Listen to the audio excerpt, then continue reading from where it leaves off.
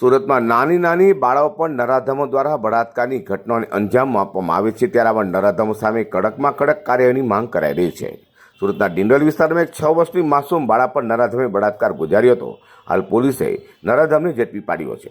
ત્યાં નવાગામ ડિંડોલીના લોકો કલેક્ટર કચેરીએ પહોંચ્યા તે નરાધમ વિરુદ્ધ ફાસ્ટ ટ્રેક કોર્ટમાં કેસ ચલાવવામાં આવે અને પરિવારને વહેલું ન્યાય પામી આરોપીને ફક્ત અને ફક્ત ફાંસીની સજા જ આપવામાં આવે તે માંગ ડિંડોલીના લોકોએ કરી હતી।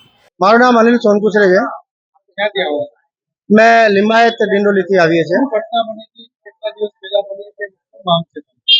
તારીખ 2/7/2024 ના રોજ બપોરે 12 કલાકે ઠાકુરનગર આડી ફાટક પાસે ડિંડોલી ખાતે એક 5 વર્ષની બાળકી પર બળાત્કાર ગુજારવામાં આવ્યો છે।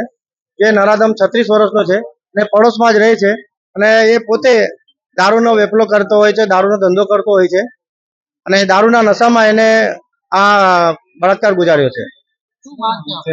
અમારી એક જ માંગ છે ત્યાંના સ્થાનિક રહેવાસીઓ વતી અને સમાજ વતી કે એ નરાધમને એનો કેસ ફાસ્ટ ટ્રેક કોર્ટમાં ચલાવવામાં આવે અને એને વહેલી તકે ફાંસીની સજા ફટકારવામાં આવે।